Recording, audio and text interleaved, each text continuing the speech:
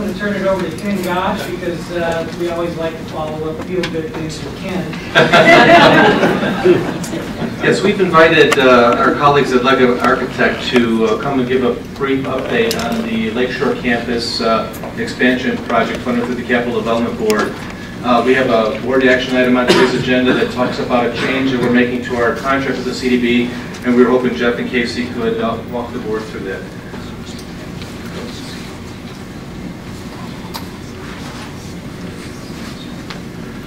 Good evening. Just a little history first as we look at the project chronology. We'll first start with what the modification is all about. This is to amend the intergovernmental agreement that the college drafted with the CDB back in September of 2016.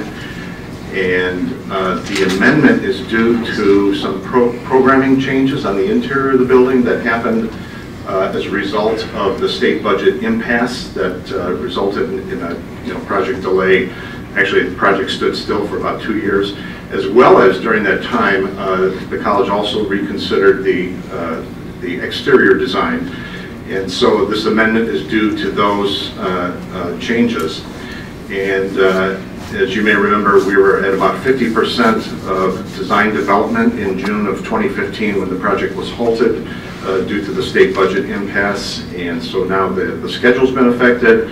And as a result of us having to go back and make some interior modifications as well as the exterior modifications, we had first suggested a proposed revision to our fees of $225,336, but as you heard at the beginning of the meeting, that's now been reduced to a number of $165,000. So sorry for the timeliness of that revision. Now, if we look at the history, I won't spend too much time on this one. The college originally submitted its ramp report in 2006, but it wasn't until 2013 that funds were released to begin the design, or the programming, that is. Design did not begin until 2014, which isn't listed on here.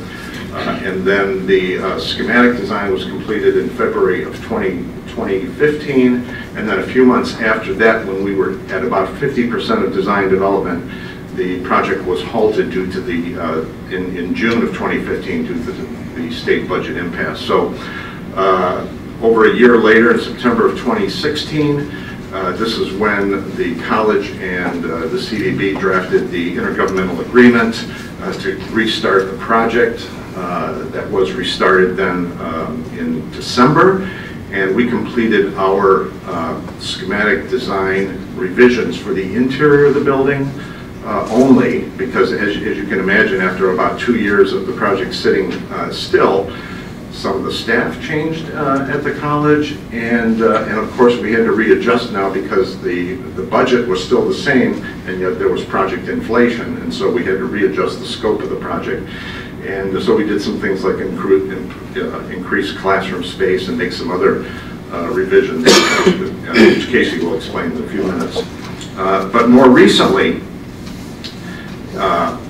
and I'll start actually before September of 2017, in the summer of 2017, we looked at some other alternatives for the college because it was going so fast in 2014 when we presented the design that we revisited the exterior of the design and did 3 more design solutions in the summer of 2017 for the board's consideration.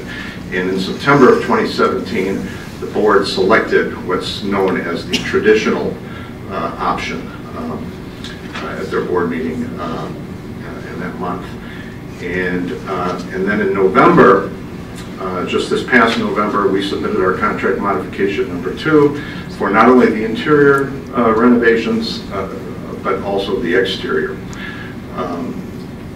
renovations. And then here we are today because this modification, this amendment for the IGA needs to go to the CDB for its board meeting in March, and they are requesting the college's approval before they have their board meeting. So as we go forward, in August of 2019, we'll be completed with construction documents. Bidding will happen in September of 2019, and construction can begin thereafter with a total project completion in 2022. And so with that, we'll look at some of the details here. Casey? Just a couple things to remind everyone. The new construction, the main building, the 6-story building, was originally scheduled to be a 50,390 square foot building. In the modification to the program to get it back into balance, it remains. It was a priority as directed by the board. It contains the programs as you see listed here, with the addition of some massaging of space to create some additional classrooms for flexibility of the program for the school. The renovated areas at 33 North Genesee and 111 North Genesee are the areas where we reconsidered how we can bring this project back on budget and program. The college itself is doing some of the project work that we had anticipated in there as small projects outside of this project, and so the project scope was reduced from about 19,000 in renovation of those existing buildings to about 4,600. So the project square footage now remains or is at 55,000.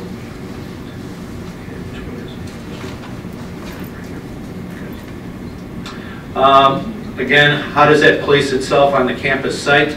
The new building is depicted in orange. That's the 50,390 square foot building, 6-story building. To the west is 33, and in that building we're talking about 3,000 square feet of renovation, and at 111 just across the street to the north, about 1,600. This is a reminder of what the board had approved in terms of the exterior building direction. Again, one of 3 options that were presented at the time. This is what we call the traditional scheme. It has some masonry, some representation of kind of traditional architecture with a modern twist to it. Just to recap the numbers here, this is actually out of the CDB template.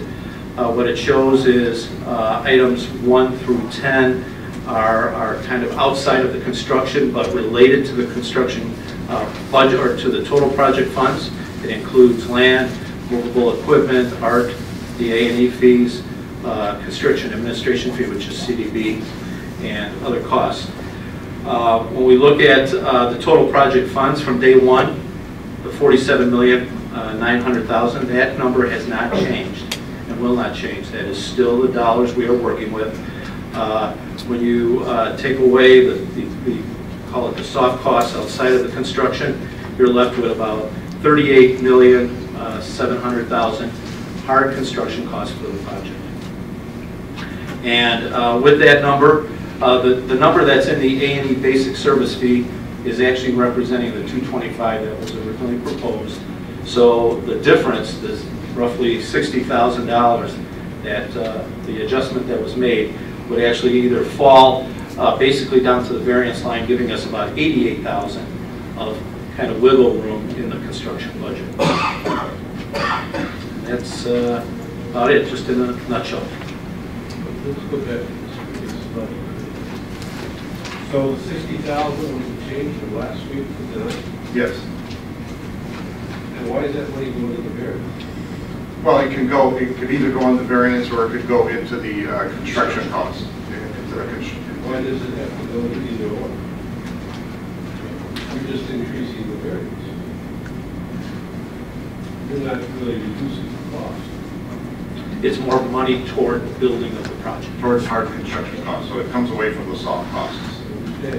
So there's only one project budget that includes soft costs and hard costs. Those monies can go anywhere, actually. You're right. I got you. You just shifted the money to one pot. So Bill, are you suggesting we could just pull that out of the construction piece and have it as a reduction overall? That's what I thought it was. Well, and that's what Casey suggested when he said it could go to the variance, so it would be 88,000 then below the budget. So it could either go toward construction or it could be just be that much under the budget. The variance is positive. We are under budget at this point. Right. It could go. Right. Could maybe. Go in either one of those line items. Absolutely. So of the 47 million, how much did we put towards this If you recall, the college's portion of the total budget's roughly $13–14 million, and we've probably spent less than $1 million to date. I'm guessing maybe $600–800,000 of this initial upfront work. And we have zero money from the state. It's been budgeted in the state's budget, so we know that the dollars are there. And at the right portion of the project, the state will be kicking in and paying its portion of the bills. When would that, Earlier on, I remember it being this summer, fall. I can get back to you, I'm not really sure. what insurance does we have? We have the state appropriation, we've got the capital development board moving ahead with the project. If that impacts.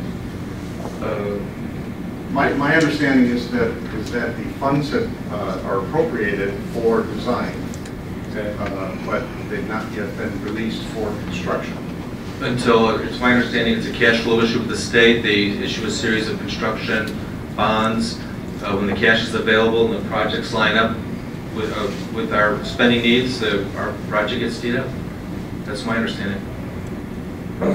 My worry is that they, Well, we had that risk with the science building, if you recall. There was a point in time where they paused the funding and the college had to make a decision. Do we want to keep the project going and hope the state reimburses us, or do we want to stop the project? but that one was under construction, right? This is not under construction. So I'm just wondering and thinking about, at what point do we get where we say, hang on a minute, how far do we go without seeing the appropriations process, without seeing the money? No, we don't even appropriate it. The dollars are there. Appropriations is different than having the money in the bank. And Ken, if I recall, correct me if I'm wrong, I thought the board gave the administration authorization to a certain dollar amount. Yes, I it think it did. was $2 million. Couple days. Right. Yeah, and that's when we would stop in the event that we don't have. Right. Our hope, though, is the state funding is kicking in before we reach that point. And we've been given assurances by CDB that that's in fact the case. But Do you think that would happen with? well, if I recall, when we got the CDB, we looked at the cash flows in the project. There was a point in time where we were reaching that moment, and it was sometime around Christmas. I'm forgetting, but it was several months ago. I can reconfirm that with you and the state. But So what does Bruce tell us? well, that was a conversation we had with Bruce. Bruce was assuring us that the project funding was kicking in at a certain time, late fall, early next year, when the cycle would have been our turn to get access to the funds. And our project needed to be at a certain point where we were shovel ready, and the state was only going to spend when the projects were ready to be executed. They weren't advance funding, so. That's why we lined up the 2 million. Right. To show them that we're credible. Correct. And we tried to get Bruce here tonight too. He just had a conflict. I'm sure Bruce could have easily fielded that question tonight and given you the assurance you need. Well, we've authorized to close up to 2 million, no more, to spend on this project. Right. Which, according to our spend, would take us to somewhere after Christmas, if I recall, early next year. We'd be working with Nick, going to the governor's office and, trying to make sure our project's teed up to go from a funding perspective.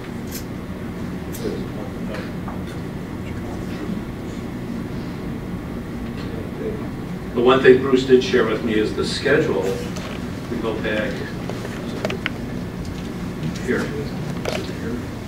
That the way this thing tees up, where the drawings would be done late summer of next year, and we're talking about a year from now being in a position, well, 50%, you can see 50% CDs in February, so about a year from now, summer of next year, puts us in a very good position in terms of commitment to this project to get the appropriation for construction. So that begins, and that would be with either the existing governor or new governor, whatever the case may be, but it positions us well in terms of timing to get those monies. It shows the commitment, shovel ready, kind of drawings.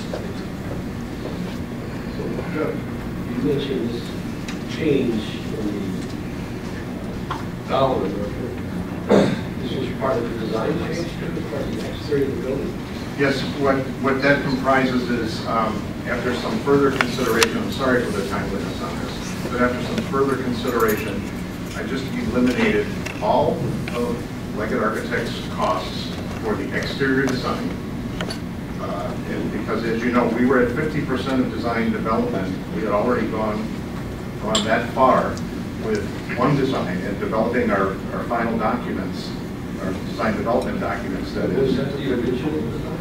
the original design, yes. And in June of 2015, we were 50% along with now detailing that design. Was that design the design that we voted on when we originally gave you the contract? No, that was the design that from second design from 2014 that went to the city of Waukegan in January of 2015. And so what I've since done is eliminate all costs from Legat Architects for that exterior design, and then for all of the interior design changes that happened during the 2 years that the project was on hold, I've cut our fees in half, Legat Architects' fees for that portion of the work as well. Just in consideration of our long-standing relationship with the college and the CDB. It was offered as a discount. Okay. So from tonight's action, you get go before the CDB in March, and then it's about 1 year and 5 months of doing drawings then, before we go to bid. Can that move up at all, or? We can revisit it with the CDB. They have their procedures and there are things that they like to do, which is probably over and above what we would normally do outside of the CDB project. But we can certainly try to escalate that and improve that schedule and revisit it. Good. Stay on, because we'd like to have this building. Jeff, Brandon, I noticed your arms in a sling. I'm wondering what the other guy looks like. Doesn't look good. That was from the fight with the CDB, right? Just to clarify, looking at this professional services agreement, was this originally executed, do I see, 2014? Yes. Overall, and that was for the roughly $3 million? Yes. And then you bumped it up to 3.279, and you're bringing that back down $60,000 tonight, correct? Pardon? Right, may not be done. Right, but the variance could be ours. We could have, we could decide whether we put that as variance or if we hold up the project or whatever. Right. I would just like to say I appreciate your sharpening those pencils, and I would also ask that you would continue to do so. I know it's been a tough project, and I understand that it's 2014 to today is a long time, and not to have more scope creep is appreciable. I respect that, but I would ask that you would just continue to do your very best to maintain those costs on our own. We will. Thank you.